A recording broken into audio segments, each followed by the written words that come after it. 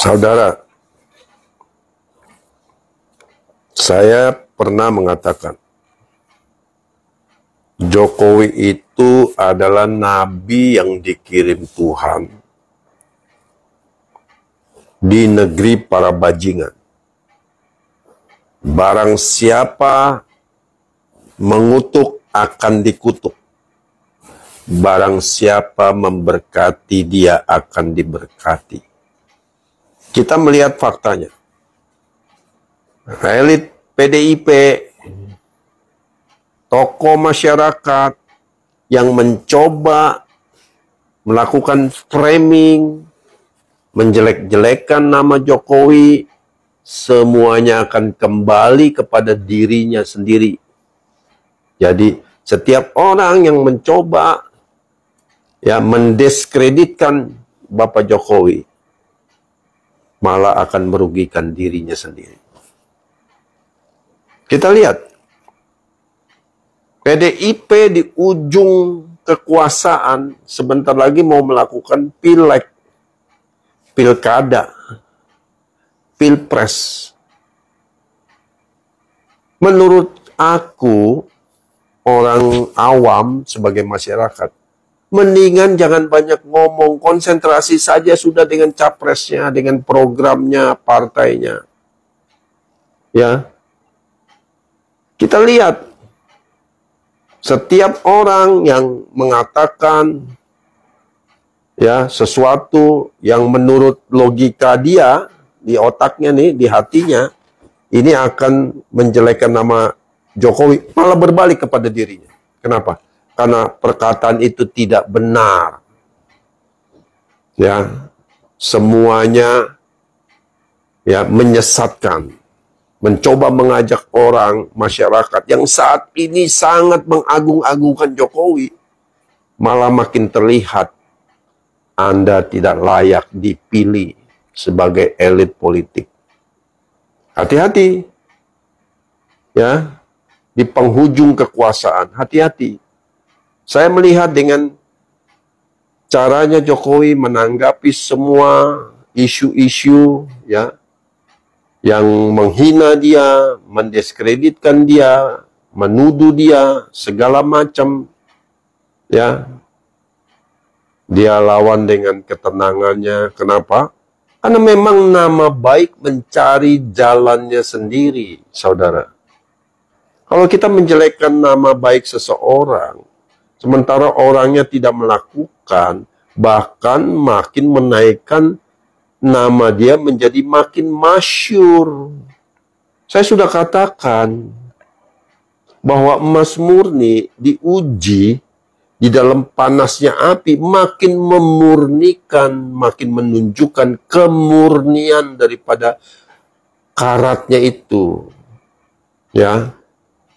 Jokowi sudah teruji selama ini. Jadi jangan cobalah mendiskreditkan dia. Saya beritahu, Anda sebagai politisi, mau senior, sebagai siapapun Anda, tokoh, masyarakat, para mantan, sudahlah, nggak usah menjelek-jelekan nama Jokowi, karena Jokowi tidak jelek. Malah diri Anda makin terlihat buruk. Saya beritahu, saya nggak perlu sebutkan nama Anda. Siapa? Makin Anda menjelekkan Jokowi, makin jelek Anda di mata masyarakat. Percaya saya. Hati-hati. Oke guys yang ingin saya tanggapi di sini adalah saya juga sebagai pecinta dari Pak Jokowi saya juga pendukung Pak Jokowi.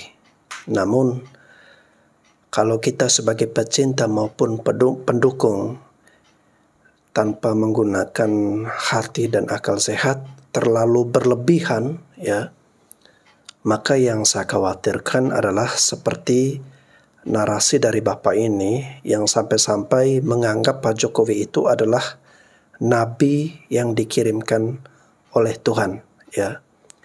Mohon maaf, bukan maksud saya untuk mau merendahkan Pak Jokowi di sini, tidak Tetapi saya cuma mau mengingatkan kepada kita semua sebagai sama-sama pendukung Pak Jokowi, pengagum Pak Jokowi, untuk tidak melewati batas-batas guys sampai mengatakan Pak Jokowi itu adalah nabi yang dikirim Tuhan, itu adalah sesuatu yang sangat berlebihan, ya. Lalu yang berikutnya, kita harus mengakui bahwa Pak Jokowi ini luar biasa selama pemerintahannya menjadi Presiden Republik Indonesia, ya. Kita perlu berterima kasih, bersyukur kepada Tuhan yang sudah menganugerahkan kita seorang pemimpin bernama Pak Jokowi ini yang telah berhasil, ya, dengan segala kesuksesan yang diraih. Kita tetap mencintai, mendukung, menghormati, kagum dengan Pak Jokowi, tetapi mohon maaf untuk presiden berikutnya kita memilih figur lain yang sudah punya kapasitas dan pengalaman yang lebih layak untuk menjadi pemimpin, guys. Pak Jokowi dicap pengkhianat. Pak Jokowi dituduh menginginkan 3 periode. Tapi saya dengerin dari video Mbak Puan. Mbak Puan pun membantah bahwa Pak Jokowi pernah menginginkan 3 periode. Tidak pernah.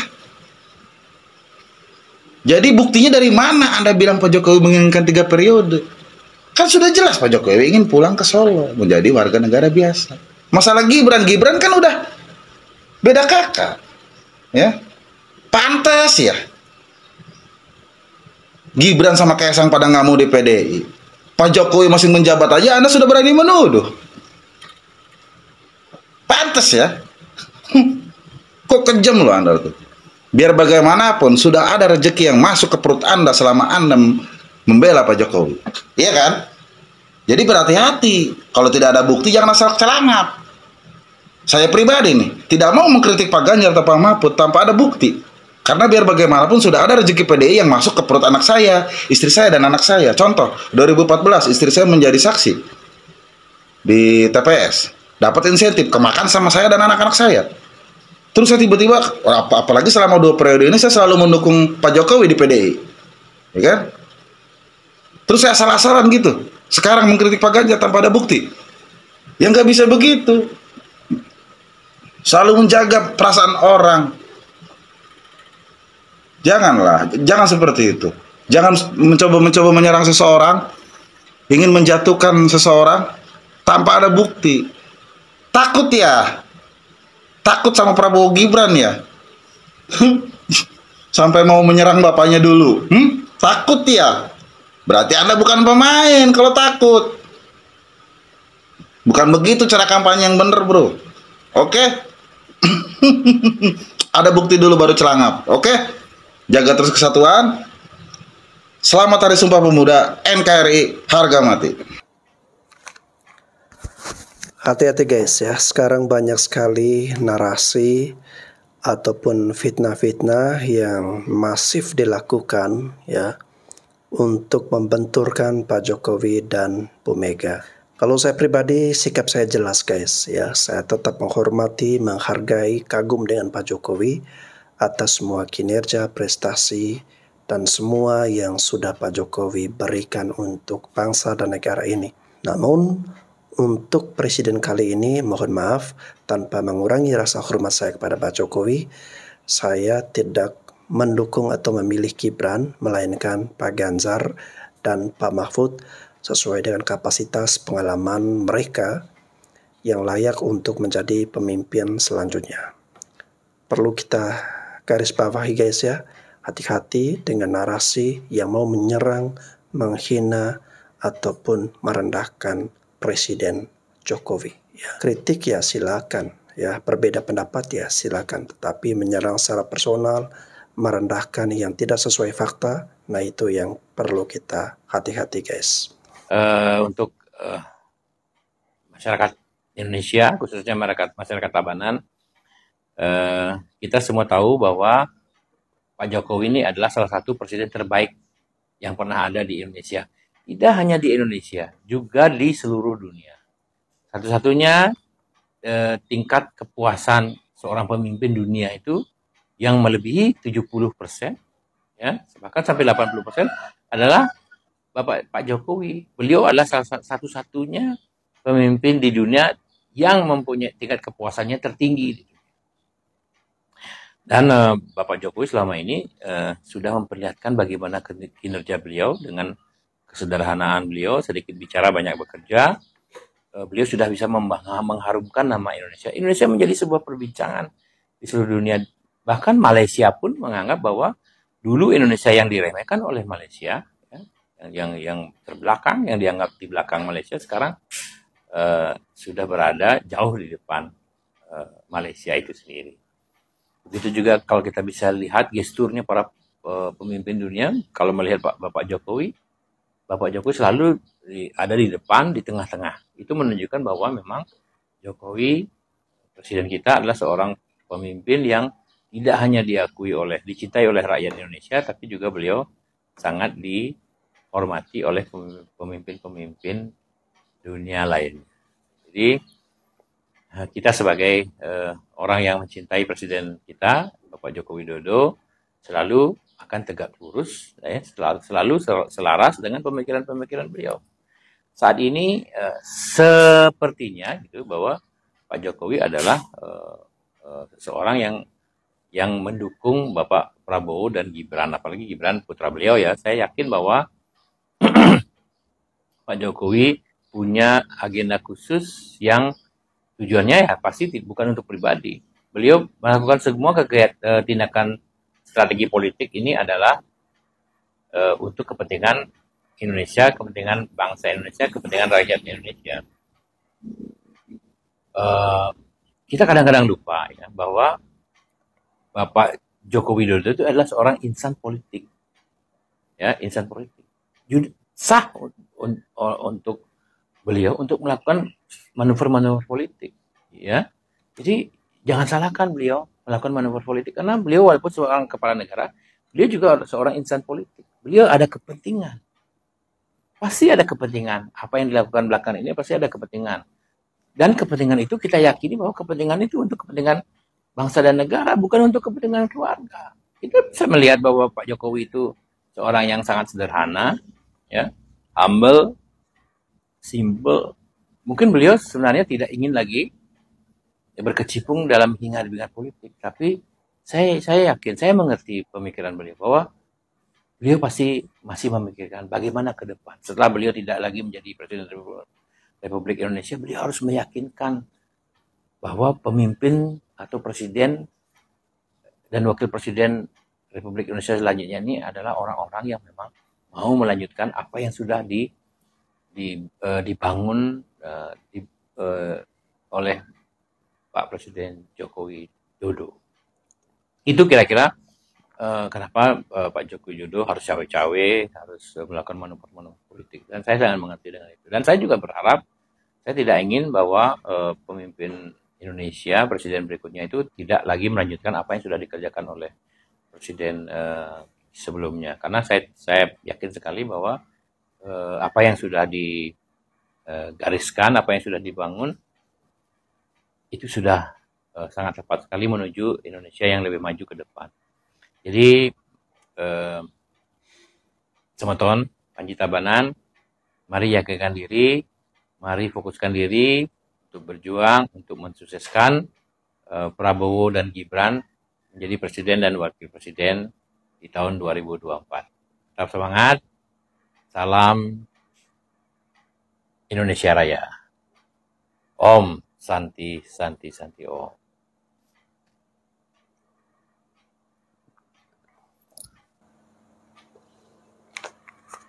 Oke, saya sepakat dan setuju dengan narasi yang disampaikan oleh Bapak ini, ya, terkait dengan narasi-narasi jahat yang akhir-akhir ini dimunculkan untuk menjatuhkan Presiden Jokowi, ya.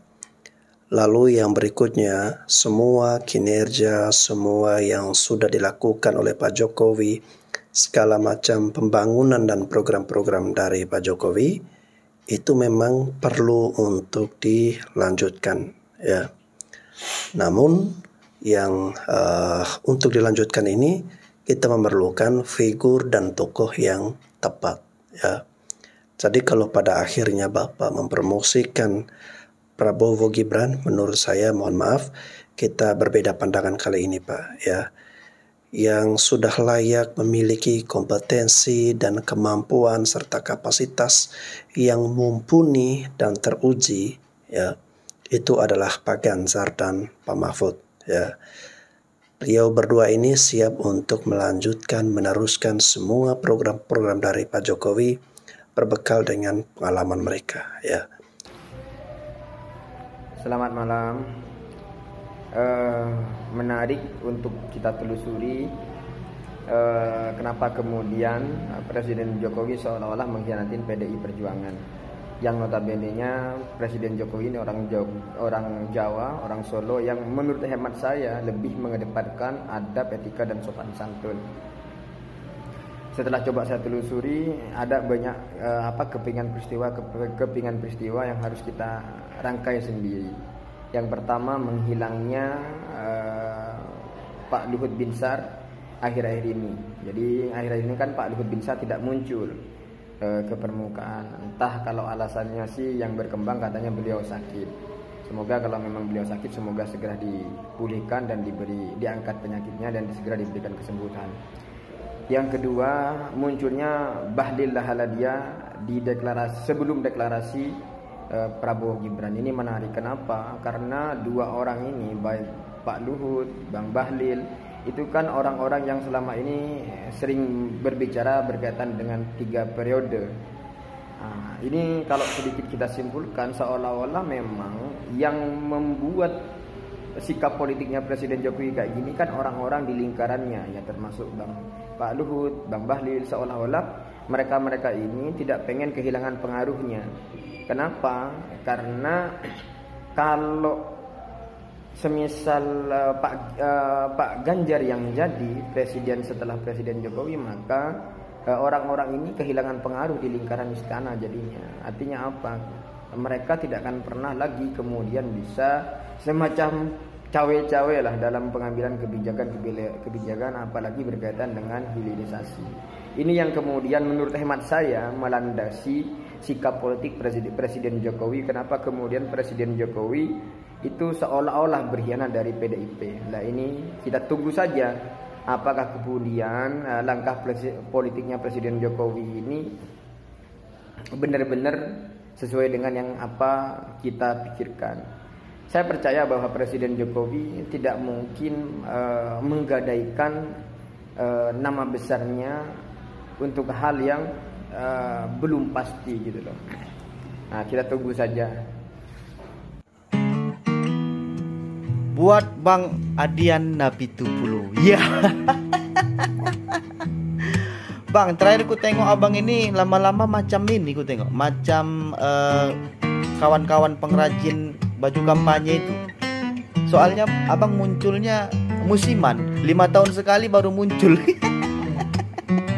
Isu yang abang pakai pernah 5 tahun sekali itu aja. Iya kan? Kalau nggak abang bilang adiknya Pak Prabowo itu, Pak Hasim itu terlibat korupsi BLBI, terus abang bilang Pak Prabowo itu dipecat, dia tukang hilangkan orang. Sekarang kita bahas satu persatu deh, ya.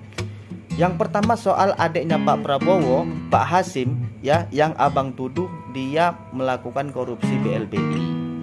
Nah, waktu kejadian itu, ya, waktu kejadian BLBI yang melibatkan Pak Hasim, ternyata pengacaranya itu adalah tulang kami, Hotman Paris Hutapea. Coba abang tanya sama tulang Hotman, apa sih sebenarnya kasus Pak Hasim di situ?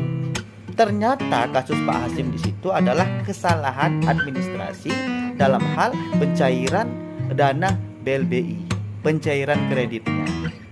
Jadi bukan korupsi. Nah, jangan ngada-ngada lah bang. Yang kedua, selalu abang bilang Pak Prabowo itu dipecat. Ternyata, ya, tidak satu pun ada dokumen yang menyatakan Pak Prabowo itu melakukan pelanggaran HAM dan dia dipecat. Apa buktinya? Buktinya di acara-acara tentara, di acara-acara TNI, dia masih diundang. Bahkan sekarang pun dia Menteri Pertahanan. Artinya sekarang dia terakhir itu bintang 3. Bintang 3, tapi sampai sekarang dia masih bisa pakai itu tanda pangkatnya, ya. Letjen TNI Purnawirawan Prabowo Subianto. Nah, kalau dia dipecat Bang, itu ada macam di sana, ya. Macam Pak Sambo. Dia terakhir bintang 2. Terakhir bintang 2-nya pun nggak boleh dipakai. Kenapa? Karena dia dipecat. Janganlah Bang bodoh-bodohi kami Bang. Nah, kemudian isu yang selalu kambuh 5 tahunan. Abang bilang Pak Prabowo ini tukang ngilangkan orang. Mana buktinya? Siapa yang bisa membuktikan itu? Yang nampak-nampak kami ternyata memang yang hilang itu Harun Masiku. Kalau nggak salah Harun Masiku itu dari partai Abang. Bagusan Abang cari tahu dia. Di mana sekarang Harun Masiku? Apakah dia hilang atau dihilangkan? Kok nampaknya goyang kali Bang Adian ini, macam stang becak. Santai aja Bang, santai aja. Santai aja. Nggak masalah ya. Jangan gara-gara Pak Jokowi mendukung Gibran jadi wakil Pak Prabowo, Abang jadi panas dingin. Nggak enak lah kita ya kan. Kita sama-sama orang Sumut soalnya ya. Jadi marilah kita ciptakan Bang pemilu ini tanpa hoax ya kan. Marilah kita sama-sama sering merangkul sesama anak bangsa. Dan kita jadikan pemilu kali ini adalah pemilu yang asik. Dan tentunya Pak Prabowo bisa jadi presiden. Jokowi pengkhianat. Inilah tema politik yang terjadi di negara Republik Indonesia ini. Panasnya suasana perpolitikan saat ini sudah banyak menarik perhatian masyarakat, baik itu masyarakat Indonesia maupun masyarakat internasional. Secara umum, saya bisa memaklumi apa yang dikatakan oleh orang perihal analisisnya terhadap sikap Jokowi yang seakan-akan telah melakukan pengkhianatan kepada partai dan juga kepada ketua umumnya Ibu Megawati Soekarno Putri. Sepintas bisa kita terima. Tetapi saya sebagai masyarakat biasa mau menyampaikan kepada semua saudara-saudaraku di negeri ini bahwa apa yang Anda pikirkan semua sesuai dengan analisis-analisis Anda itu adalah awal permulaan dari langkah-langkah Jokowi yang sesungguhnya sudah jauh di depan. Dari siklus makro, saya mau sampaikan penilaian saya bahwa Jokowi itu sebenarnya sedang dan telah berhasil memainkan satu skenario besar perihal capres dan cawapres ini. Karena apa? Karena dia ingin memastikan siapapun yang akan menjadi presiden ke depan, maka satu yang dia harus yakinkan bahwa presiden tersebut harus mempunyai kebijakan-kebijakan yang mementingkan masyarakat dan negara Republik ini. Karena itu menurut saya, sebagai masyarakat biasa, saya mencoba menilai dari sisi netral bahwa Jokowi sudah berhasil mendistribusikan orang-orangnya di ketiga kandidat capres dan cawapres tersebut. Karena itu saya mau menghimbau kepada semua agar cooling down, agar menciptakan kesejukan di negara Republik ini.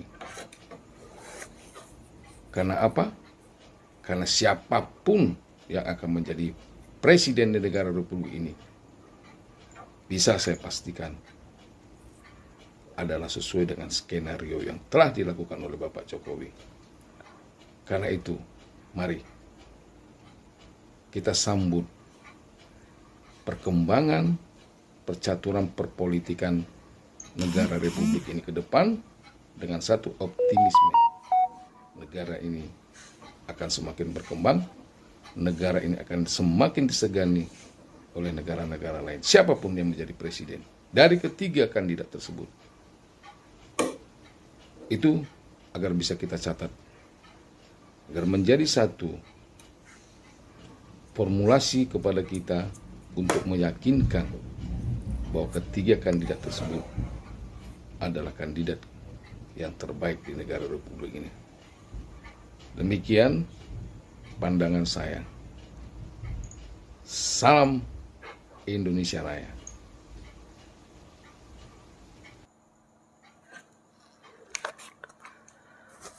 Oke, memang betul Pak ya. Ketiga pasangan capres maupun cawapres ini semuanya terbaik ya. Namun harus kita yakinkan pilihan bahwa ada yang paling terbaik daripada yang baik ini guys ya. Ada yang paling baik dari yang terbaik ya. Dan yang paling baik dari yang terbaik itu Pak Ganjar dan Pak Mahfud MD. Anies Saimin terbaik ya. Tapi jangan lupa Pak Anies ini selama menjabat sebagai Gubernur DKI Jakarta ya, semua rekam jejak dan cara kerja beliau tidak pantas untuk dijadikan Presiden Republik Indonesia ya. Lalu kemudian Pak Prabowo yang saat ini menggandeng Gibran yang sebenarnya masih sangat minim sekali pengalaman, belum cukup kapasitasnya dan belum waktunya ya. Kalau kita lihat pasangan yang ideal yakni Pak Ganjar, lalu kemudian Pak Ganjar ini punya pengalaman di legislatif dan kemudian menjadi gubernur ya 2 periode. Dan Pak Mahfud MD ini ya kita tahu sendiri ini politisi senior, orang yang sudah asam garam baik di eksekutif, yudikatif, legislatif. Dan keduanya ini pengalamannya itu dapat kita percayakan untuk menjadi presiden dan republik. Presiden dan juga wakil presiden ya. Dari kapasitas pengalamannya, Ganjar Pranowo dan Mahfud MD menurut saya sudah sangat ideal dan unggul dari pasangan yang lain guys. Woi, saya ingin menyampaikan sebuah kalimat bijak yang pernah disampaikan oleh Bapak Presiden kita, yakni Bapak Insinyur Haji Joko Widodo. Beliau pernah membuat sebuah kalimat bijaksana yang luar biasa.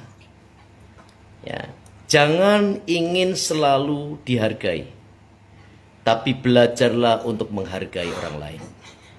Jangan selalu ingin dihormati, tapi belajarlah juga untuk menghormati orang lain. Hidup ini akan terasa lebih indah apabila kita saling menghargai dan saling menghormati. Camkan baik-baik. Buat Pak Jokowi, salam hormat. You are my president. You are is the best. Salam NKRI. Dulu saya pilih Pak Jokowi bukan karena partainya. Jadi kalau ada yang bilang tanpa bla bla bla Jokowi bukan siapa-siapa, ya saya kasih kebalikannya aja.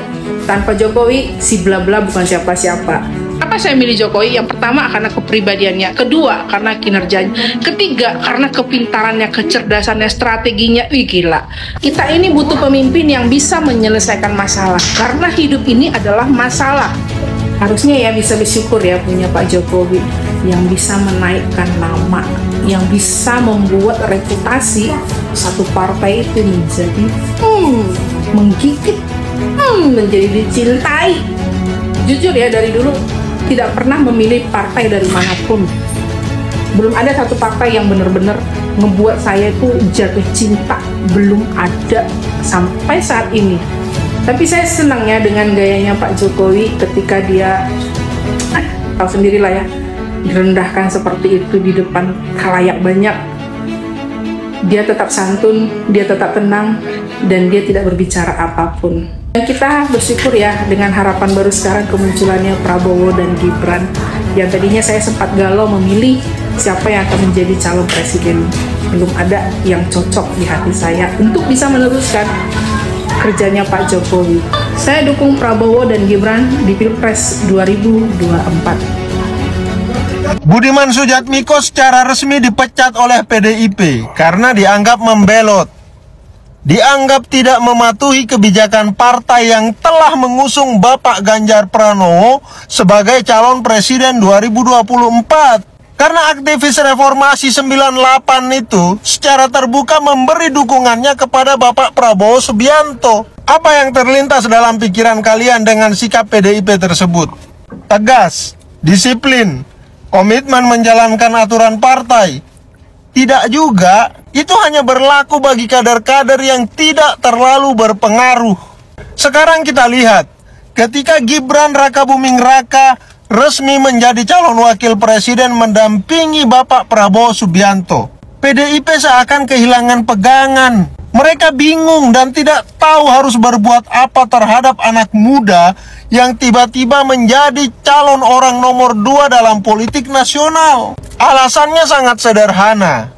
Karena PDIP sadar betul bahwa Mas Gibran seperti bapaknya Presiden Jokowi merupakan aset, kader emas yang telah membawa partai itu menuju puncak popularitas dan keberhasilan. Kehilangan sosok bapak dan anak ini bukan hanya sekedar kehilangan dua tokoh pentingnya, melainkan juga kehilangan hampir 80% tenaga politik mereka yang selama ini digunakan untuk mempertahankan kekuasaan dan kemenangan PDIP.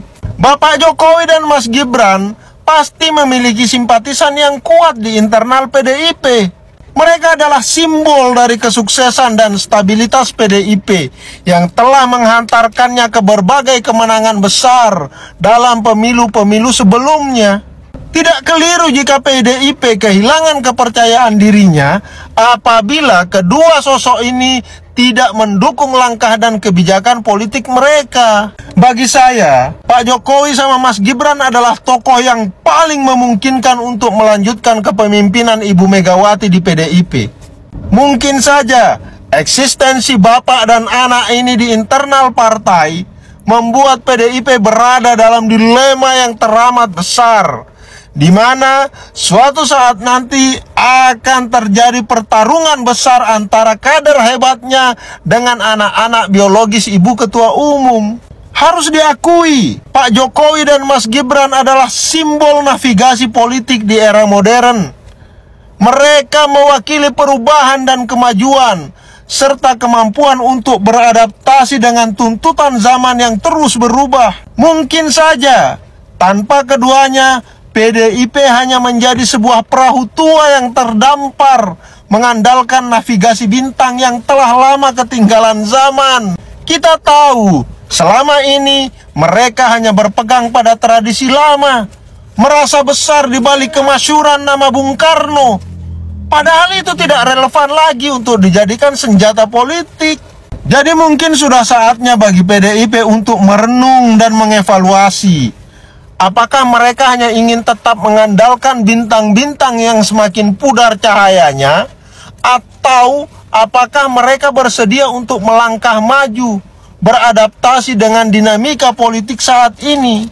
Karena dalam politik, seperti dalam kehidupan, terlalu banyak ketergantungan pada masa lalu dan simbol-simbol lama dapat membuat Anda tersesat di tengah arus perubahan yang tak terhindarkan. Itu pendapat saya. Kalau ada pendapat lain, kita boleh komentar di sini. Thank you. Oke guys, ya, kehilangan Pak Jokowi dan juga anak-anaknya dalam internal partai PDIP membuat para simpatisan ataupun para pendukung-pendukung dari Pak Ganjar Mahfud ini harus bekerja lebih keras, ya.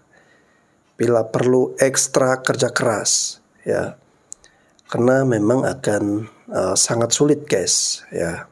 Kalau sebelumnya seandainya ya Pak Jokowi saat ini mendukung Pak Ganjar, Gibran tidak dicalonkan menjadi wakil dari Pak Prabowo, ya itu kita boleh untuk agak sedikit berleha-leha, ya. Tetapi kita harus ketahui situasi saat ini Pak Jokowi dan keluarganya berada dalam barisan Pak Prabowo. Dan Pak Jokowi mempunyai pendukung yang sangat kuat guys, ya. Nah ini tentu menjadi pekerjaan yang besar bagi para pendukung-pendukung Ganjar dan juga pendukung-pendukung Pak Mahfud ini untuk bekerja keras, ya, bersinergi, bergandengan tangan, dan memenangkan Pak Ganjar Mahfud. Ya, seperti sebelumnya saya pernah mengatakan bahwa kalau kita ibaratkan buah mangga, guys, ya, saat buah tersebut sudah matang, lalu kemudian kita kupas kulitnya, kita makan, itu rasanya enak, manis, guys, ya. Ada manfaatnya, ada vitamin-vitaminnya, ya, yang bermanfaat bagi tubuh kita. Namun jika masih mentah, ya, bukan setengah matang tapi mentah yang masih kecil banget, guys, ya, lalu kemudian kita memakan mangga yang masih kecil itu, nah itu akan sangat tidak bagus bagi lambung kita, ya. Itu bisa beresiko meningkatkan asam lambung dan menimbulkan penyakit, guys, ya. Tentu kita harus mendukung dan memilih pasangan yang sudah matang. Matang dalam hal ini adalah pengalamannya, guys, ya. Lalu kemudian kapasitas, kapabilitas, kemampuannya, ya. Nah, dengan pengalaman-pengalaman yang sudah matang tersebut, kita yakin, kita percaya mereka sanggup untuk kita berikan mandat dan kepercayaan sebagai presiden ataupun wakil presiden. Namun bila belum matang, belum berpengalaman, ya, nah ini dikhawatirkan, ya, nanti bangsa dan negara kita ini mau dibawa ke masa depan yang seperti apa, ya. Seperti Pak Ahok pernah mengatakan bahwa negara ini bukan ajang coba-coba, bukan untuk main-main, ya. Dibutuhkan figur yang memiliki kelayakan, guys. Oke teman-teman, terima kasih. Oke, sekali lagi kita berterima kasih kepada Pak Jokowi. Kita bersyukur Pak Jokowi telah menjadi presiden, ya, sampai dengan saat ini. Namun yang nanti melanjutkan dan meneruskan Pak Jokowi, mohon maaf, kita lebih mempercayai dalam sosok Pak Ganjar dan Pak Mahfud, ya. Oke teman-teman, terima kasih, sampai jumpa lagi.